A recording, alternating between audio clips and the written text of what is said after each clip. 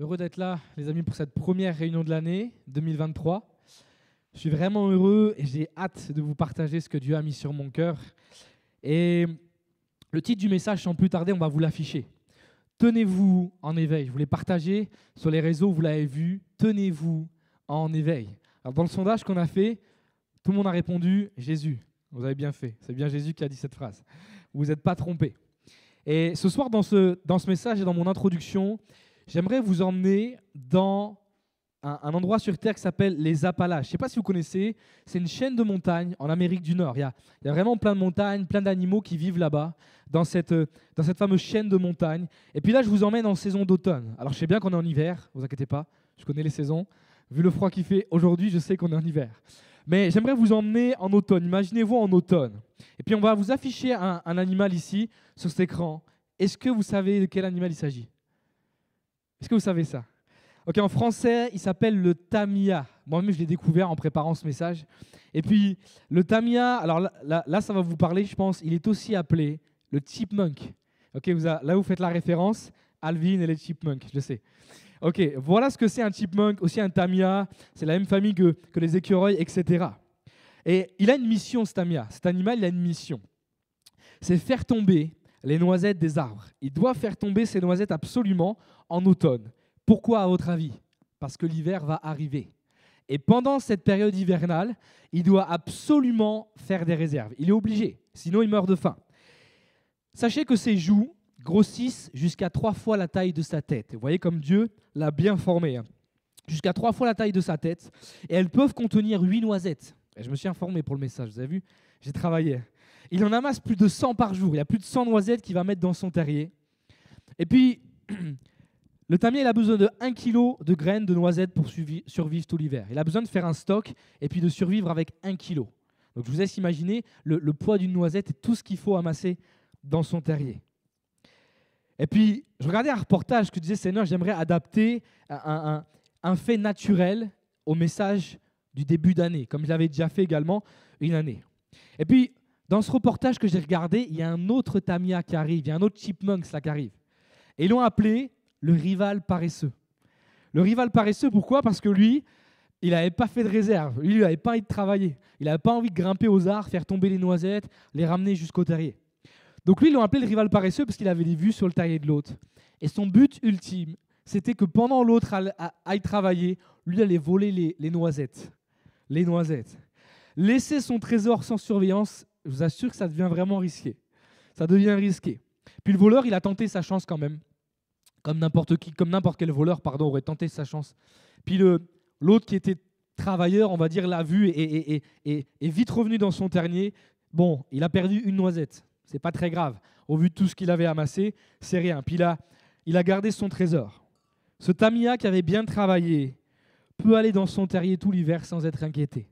Parce qu'il a travaillé avant pour justement le moment fatidique de l'hiver qui allait arriver, les amis. Il s'est mis au travail, il s'est mis en marche. Il est sorti de sa zone de confort parce qu'il fallait faire un effort pour justement amasser toutes ces choses et être tranquille tout l'hiver. Je ne sais pas si vous voyez où je veux en venir ce soir, mais vous allez voir dans le message que je vais vous donner. Est-ce qu'il y a quelqu'un qui a une idée déjà du message de ce soir, du texte biblique peut-être pris ? Il y avait dans la Bible des personnes qui ont été sages et d'autres qui étaient moins sages, qui n'ont pas été prévoyantes dans la parole de Dieu. Je vais vous parler des 5 vierges, sages, et des 5 autres qui n'ont pas été prévoyantes ce soir. Et je vais vous faire le lien avec tout ça. On va dans Matthieu chapitre 25, si vous le voulez bien. Au verset 1er, je lis version du Summer. C'est la parabole des 10 jeunes filles. Certaines ont été prévoyantes et ont prévu de l'huile pour pouvoir entrer dans ce que Dieu avait pour elles. Et puis, il y en a 5 autres qui n'ont pas fait ce qu'il fallait, qui n'ont pas travaillé avant en amont, qui n'ont pas prévu, et puis qui n'ont pas pu aller aux noces. Matthieu chapitre 25, verset 1er. Ce jour-là, il en sera du royaume des cieux comme de 10 jeunes filles qui prirent leurs lampes et s'en allèrent à la rencontre du marié. 5 d'entre elles étaient insensées, les 5 autres étaient avisées. Verset 3, les jeunes filles insensées prirent leurs lampes sans penser à emporter de réserve d'huile. Mais celles qui étaient avisées prirent avec leurs lampes des flacons contenant de l'huile. Comme le marié se faisait attendre, elles s'assoupirent toutes et finirent par céder au sommeil. À minuit, un cri retentit, « Voici l'époux, allez à sa rencontre !» Toutes les jeunes filles se levèrent et préparèrent leurs lampes. Alors les jeunes filles insensées s'adressèrent à celles qui étaient avisées. « Donnez-nous de votre huile, car nos lampes sont en train de s'éteindre. » Mais celles-ci leur répondirent, « Non, il n'y en aura jamais assez pour nous et pour vous. Courez plutôt, vous en achetez chez le marchand. » Elles partirent en chercher, et pendant ce temps, le marié arriva. Celles qui étaient prêtes entrèrent avec lui dans la salle des noces, et l'on ferma la porte. Plus tard, les autres jeunes filles arrivèrent à leur tour, mais elles eurent beau crier, « Seigneur, Seigneur, ouvre-nous !» Verset 12, il leur répondit, « Vraiment, je vous l'assure, je ne sais pas qui vous êtes. » Verset 13, pour finir, « C'est pourquoi, ajouta Jésus, tenez-vous en éveil, car vous ne savez ni le jour ni l'heure de ma venue. Amen. » Amen. Jésus parle ici dans ce texte, il parle particulièrement des temps de la fin et du jour où il va revenir. Il va parler en parabole et de son retour, le jour où il va revenir chercher son église dans les airs. Et Jésus ici est comparé à l'époux qui va revenir chercher son église. J'aimerais vous donner ce premier point ce soir. J'ai donné le texte biblique, mon introduction là, j'aimerais vous passer ce premier point. Les apparences, les amis, sont trompeuses. Les apparences sont trompeuses. Le point culminant des noces juives se situe lorsque l'époux entre dans la maison, l'épouse entre dans la maison de l'époux et devient membre de sa famille. À l'époque, on parle du mariage ici, je vous remets dans le contexte. Il en découle deux coutumes. Premièrement, le festin a lieu dans la maison de l'époux.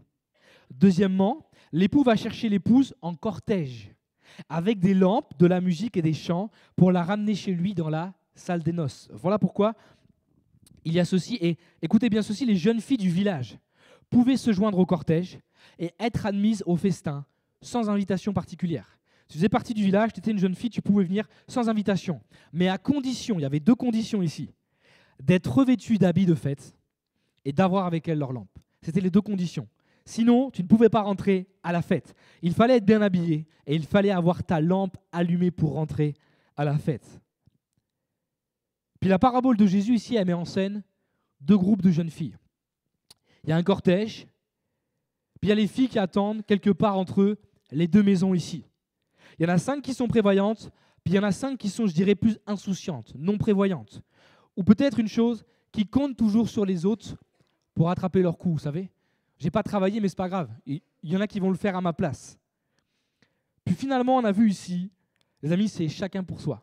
Comprenez ce que je dis, chacun pour soi. Je vous avais prêché ce message sur la course. L'apôtre Paul dit que la vie est une course. Et je vous disais que la course, pour arriver au paradis, à l'éternité, personne ne la fera à ta place, celle-ci.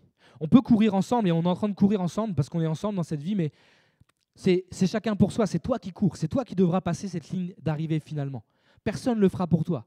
Alors, si tu doubles quelqu'un, tu peux toujours l'encourager à aller encore plus loin. Et puis si quelqu'un double, tu peux aussi l'encourager.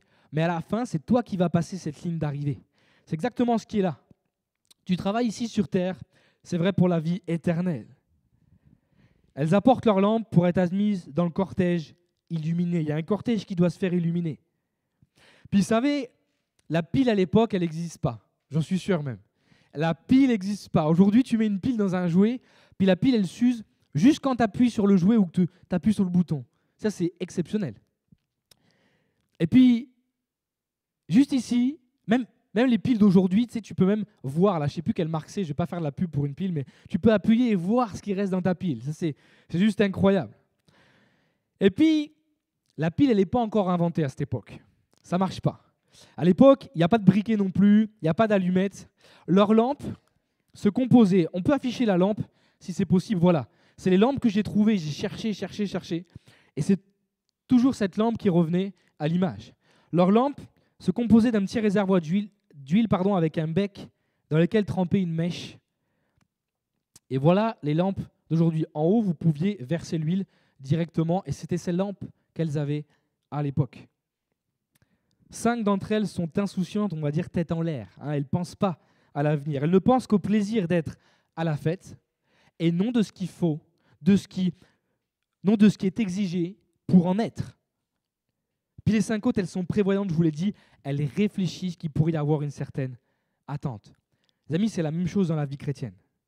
Certains foncent tête baissée dans des situations. Je fonce. C'est pas grave, ouais, apparemment il y a une fête là-bas, je vais y aller, puis on verra.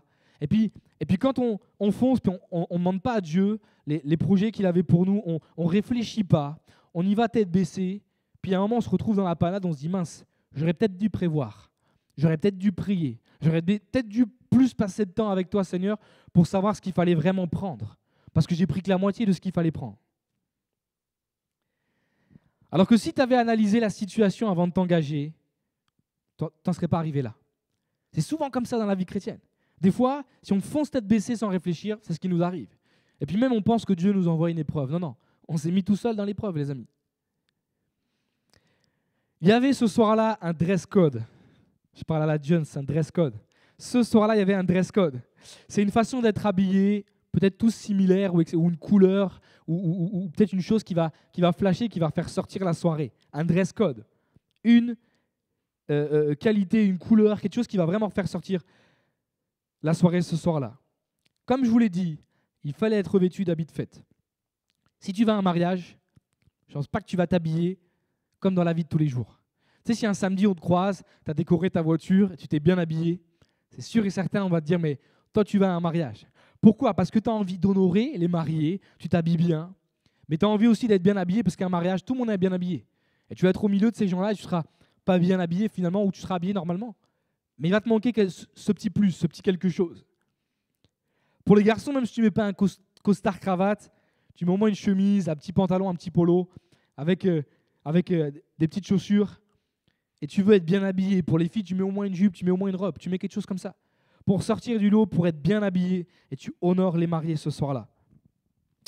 Puis moi, ce soir-là, je ne doute pas d'une chose. Dans les études que j'ai faites pour ce message, j'ai regardé vraiment des sites sûrs sur Internet, des sites même qu'on connaît nous. Et ce soir-là, je suis sûr qu'elles avaient toutes revêtu leurs habits de fête. Même dans les notes bibliques, toutes avaient revêtu leurs habits de fête. Ce n'est pas ce qu'on leur reproche.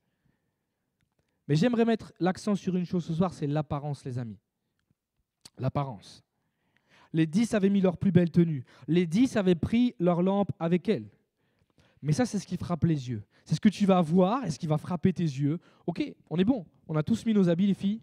On a tous pris nos lampes. On peut y aller. En plus, elles sont toutes éclairées. C'est bon. Puis il y a encore une chose qu'elles ont en commun, qu'ils n'auraient pas reproché. Matthieu 25, 5. Comme le marié se faisait attendre, elles s'assoupirent toutes et finirent par céder au sommeil. Tu sais, ça montre que même dans le chemin que Dieu a tracé pour toi, parfois il faut savoir se reposer aussi. C'est une petite parenthèse que j'ai fait dans ce message. Parfois, il faut savoir aussi se reposer et prendre du temps pour soi. Alors, comme elles s'endorment, les lampes, elles vont brûler. Et comme je vous l'ai dit, ce n'est pas si facile que ça à l'époque de trouver du feu ou d'allumer un feu. Il n'y a pas de briquet, il n'y a pas d'allumette. Et puis, tu sais, j'ai pensé à ça. Moi, je me mets dans la situation et je me dis, mais ce qu'elles auraient pu faire, c'est, ok, les filles, vous êtes 3, 4, vous laissez vos lampes allumées, et puis nous, on rallumera vos lampes pour pas que votre huile, elle s'en aille. Mais vous avez vu les lampes ?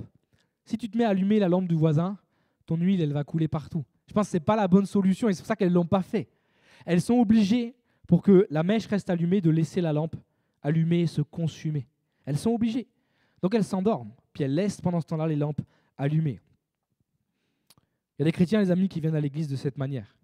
Et les jeunes, j'aimerais, par ce message, qu'on soit interpellés ce soir. Ce matin, j'ai mon dress code. Je suis bien habillé, je viens à l'église. J'ai pris ma Bible sous mon bras. C'est comme si j'avais pris ma lampe. Tu sais, j'ai pris ma Bible, regarde, personne ne voit rien. Je suis bien habillé, j'ai pris ma lampe. Je chante les chants, j'écoute attentivement le pasteur qui prêche. Quand il prêche, il y a une phrase qui me plaît, je dis même amen à ce qu'il dit. Parce que je suis interpellé par ce qu'il dit, ok. Puis tu sais, même sur les réseaux, au-delà de l'église, je poste ma pensée, je mets de temps en temps des versets, je commente les publications, je partage même les publications des pasteurs, etc., etc. Puis comme ça, je montre qu'à l'église et sur les réseaux, je suis un bon chrétien. Je fais tout ce qu'il faut. Là où je peux donner de l'importance à mon apparence, je la donne. Je la donne. Personne ne voit rien. Mais j'aimerais te poser cette question ce soir. Qu'en est-il de ce que Dieu t'a confié ? Qu'en est-il de ta relation avec Dieu ? En prends-tu soin comme de cette lampe ? As-tu pris une réserve d'huile ? As-tu assez d'huile pour faire briller constamment ta lampe ? Tu peux arriver, tu peux avoir ta lampe, tu peux avoir ton dress code, être bien habillé, mais qu'en est-il de l'état de ton cœur? Est-ce que tu prends ce temps avec Dieu, tu prends cette intimité avec Dieu dans la prière pour avoir, au moment donné, assez d'huile dans ta lampe pour aller plus loin, pour franchir le cap et être dans ce cortège? Qu'en est-il de ce que Dieu t'a confié? J'aimerais vous interpeller par ce premier point sur l'apparence qu'on se donne parfois. On se donne une apparence de tout va bien, on sourit sur le visage, mais parfois c'est le cœur, les amis. Le cœur, il est abattu, le cœur, il est froissé, il est brisé. Il n'y a que Dieu qui peut nous aider à aller plus loin. Et parfois, certains, ils veulent même aller plus loin, alors que le cœur, il est en miettes. Ça ne sert à rien, les amis. Il vaut mieux prendre du temps, t'attends, tu prends du temps avec Dieu, Dieu va restaurer ton cœur. Et ensuite, tu pourras avoir cette huile suffisante pour aller de l'avant. Tu n'auras pas toutes les connaissances, tu ne connaîtras peut-être pas tout, mais tu auras suffisamment d'huile. Tu auras ce moteur pour aller plus loin avec Dieu parce que Dieu te l'aura donné. Dieu te l'aura donné. Il y a cette rencontre avec l'époux qui va arriver. C'est mon deuxième point du message. Les masques vont tomber. Les masques, tôt ou tard, vous le savez, finissent toujours par tomber. L'époux arrive enfin. Matthieu chapitre 24, verset 36. « Quant au jour et à l'heure où cela se produira, personne ne les connaît, ni les anges du ciel, ni même le Fils, personne sauf le Père, et lui seul. » Amen. Ce verset parle ici du retour de Jésus. Mais moi, j'aimerais ici vous parler de votre rencontre avec Jésus. Pas forcément du retour de Jésus, quand Jésus va revenir chercher son Église. C'est le texte ici, c'est vrai. Jésus a parlé en parabole là-dessus, mais la rencontre que tu dois faire tous les jours avec lui. Cette rencontre que tu dois avoir constamment avec lui. La rencontre avec l'époux. C'est le deuxième point du message, les amis. Je vous ai posé cette question à la fin du deuxième point. Qu'en est-il de ce que Dieu t'a confié? De ce que Dieu t'a confié, de ce que Dieu t'a donné? Cette huile, c'est ce cadeau que Dieu t'a donné. Il y a une lampe et puis cette huile, ça peut être comparé aussi au Saint-Esprit. Est-ce que tu as emmagasiné assez là? Est-ce que tu prends du temps avec le Saint-Esprit chez toi, dans ta maison? Cette réserve d'huile que les 5 femmes prévoyantes ont prise. Écoutez bien ça. C'est ce qui ne s'est pas vu sur le moment. C'est vrai. Ça ne s'est pas vu sur le moment. Mais quand cela a été nécessaire, elles ont pu entrer dans ce que Dieu avait prévu pour elles. Pourquoi? Parce que quand personne ne les a vues aller chercher cette huile, elles se préparaient dans le secret pour ce qui allait arriver à la lumière. Et ça, c'est une vérité. Parce que quand personne ne les a vues aller chercher cette huile, elles se préparaient dans le secret pour ce qui allait arriver dans la lumière. Et c'est une vérité. C'est exactement ce qui se passe avec nous. Et je m'inclus avec vous, les amis. Si tu ne prends pas, excusez-moi l'expression, ta dose de Saint-Esprit, si tu ne vas pas chercher le Saint-Esprit, si tu n'as pas une communion avec lui, si tous les jours tu ne vas pas le chercher et tu ne lui parles pas, dans le secret, au moment où Dieu t'appelle à aller plus loin à la lumière, tu vas être dépassé par la situation. Si tu ne cherches pas le Saint-Esprit dans ta vie, dans le secret, quand ça va être mis en lumière, quand Dieu va t'appeler, ça va être compliqué pour toi. Tu ne pourras pas aller plus loin. Pourtant, Dieu t'avait appelé à entrer pleinement dans la salle des noces. Dieu t'avait appelé pleinement. Les amis, je vous regarde ce soir. Dieu a un plan pour chacun de nos vies. Chacun de nos vies, je le crois. Chaque personne qui est assise ici, Dieu a un plan pour toi. Il y a un moment dans ta vie, Dieu va t'appeler à aller plus loin, à entrer dans cette salle des noces, à changer de saison de ta vie. Il y a des saisons dans la vie. Là, dans la saison 2023, puis il y a certains, on n'a pas pris assez d'huile, alors on reste bloqué à la saison 2022. Pourtant, Dieu nous appelle à vivre la saison 2023 pleinement, à faire la fête avec lui. Mais pour ça, il faut te préparer avant dans le secret avec l'aide du Saint-Esprit. C'est un cadeau, les amis. J'aurais pu citer plein de versets ce soir avec le Saint-Esprit que Dieu nous a donné, la promesse que Jésus a dit, je m'en vais près du Père, mais je vous laisse le Saint-Esprit. Mon Père, ce que mon Père va vous envoyer, le Saint-Esprit descendant sur vous. Il y a tellement de versets qui nous rappellent cette promesse dans la Bible. Le Saint-Esprit va t'aider avant, pendant et après cette saison. Moi, je le crois. Cette promesse, elle est pour nous, les amis. Prière, lecture de la parole, louange, loue ton Seigneur. Même quand tu es dans la voiture, je peux t'assurer que tu peux passer des moments incroyables avec Dieu. Et j'en suis témoin. Et tu me dis, Romain, je ne sais pas prier. Tu fais bien de dire ça. On va afficher un verset. Romains chapitre 8, verset 26. De même, l'Esprit vient nous aider dans notre faiblesse. En effet, nous ne savons pas prier comme il faut, mais c'est l'Esprit lui-même qui intercède en gémissant d'une manière inexprimable. Alors je te dis, je ne sais pas prier comme il faut. Ce soir, dis Saint-Esprit, viens m'aider à prier comme il faut. Je ne sais pas des fois quoi demander, je ne sais pas comment faire, je ne sais pas comment commencer même ma prière, mais viens m'aider. J'aimerais te donner une petite astuce ce soir. Commence par remercier Dieu déjà pour ce que tu as. Tu verras. Remercie Dieu pour ta famille, pour ce que tu as, pour la nourriture, etc. Et tu vas voir, ça va venir petit à petit. L'époux arrive enfin. Les lampes doivent être apprêtées, les amis. Les 5 prévoyantes ont eu la précaution d'apporter cette réserve avec eux. Puis les 5 autres doivent aller en acheter. Les 5 vierges sages, celles qui sont prévoyantes, elles vont être admises dans le cortège. Ok, tu as ta tenue, c'est ok. Tu as ta lampe, puis tu as cette réserve, tu peux aller plus loin, c'est ok. Mais les vierges qui n'avaient pas prévu d'huile en manquent. Elles manquent d'huile. Elles sont obligées de partir, elles s'affolent.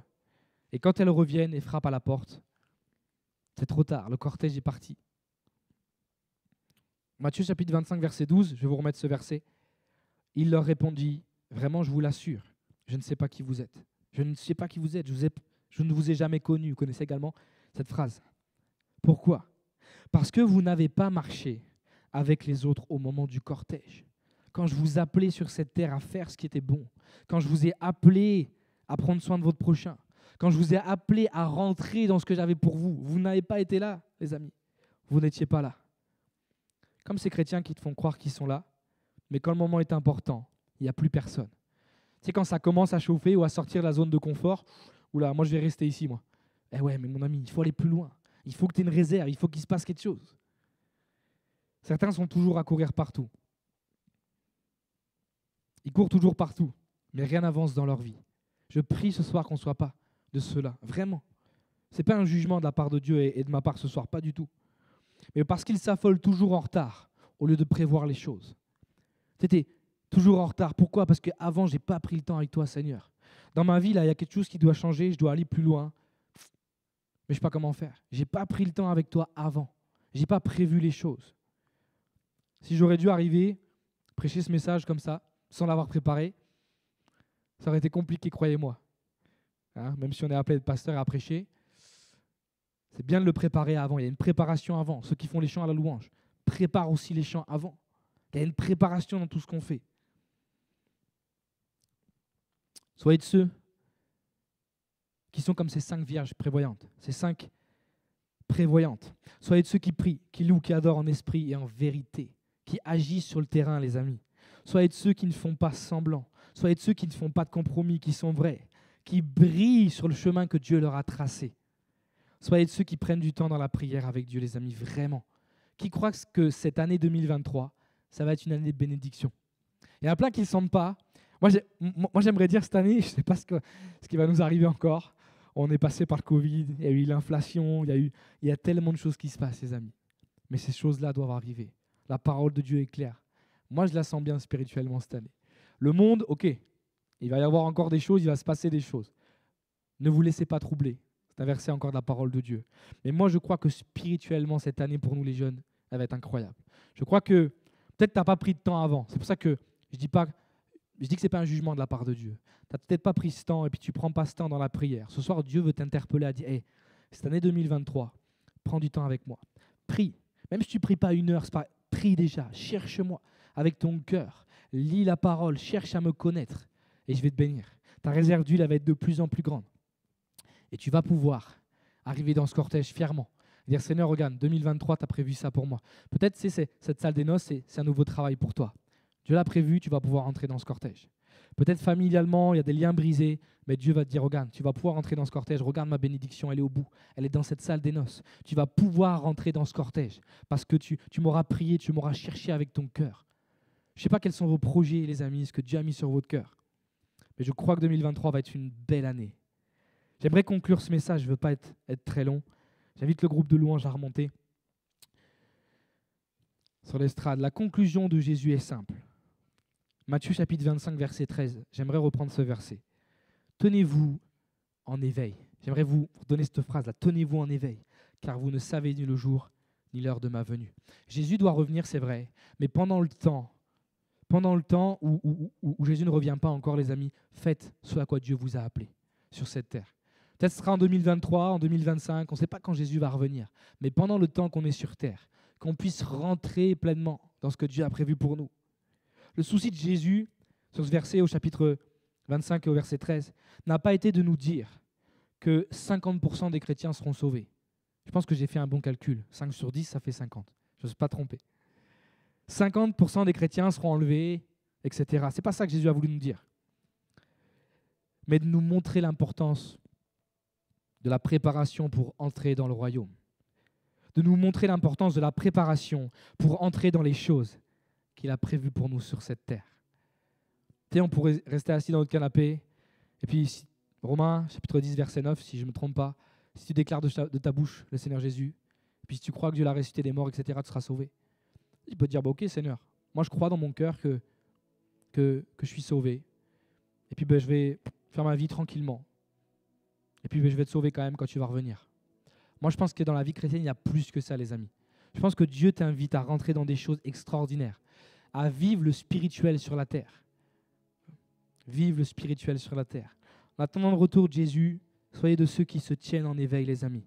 Soyez de ceux qui prient. Soyez de ceux qui agissent selon le cœur de Dieu et qui entrent dans ce que Dieu a pour eux. Est-ce qu'on peut prier juste un instant, les amis? Est-ce qu'on peut prier ce soir? Alléluia. Seigneur, j'aimerais te prier encore pour cette année, Seigneur, 2023 qui arrive. Merci parce que je sais que dans chacun des jeunes ici présents, tu as déposé quelque chose sur leur cœur. Et si ce n'est pas encore fait, Seigneur, alors tu vas le faire. Merci parce que à tes yeux, ils ont du prix, ils sont précieux. Je crois réellement, Seigneur, que cette année 2023 va être une année de bénédiction pour chacun d'entre nous, chacun de ces jeunes ici. Je te prie également, Seigneur, pour ceux qui ont le cœur brisé, peut-être par des mots, des situations, Seigneur. Alléluia. Que tu restaures les cœurs ce soir. Si ça te concerne ce soir, lève juste ta main à ta place. Si ton cœur a été brisé, alléluia. Tu peux la baisser une fois que tu as levé ta main.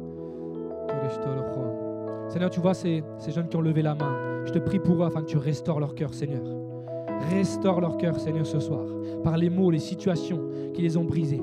Et qu'ils puissent entrer pleinement dans ce que tu as pour eux en 2023.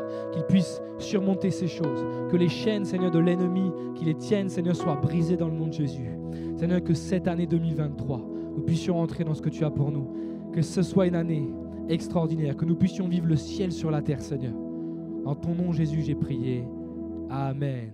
Amen. Amen.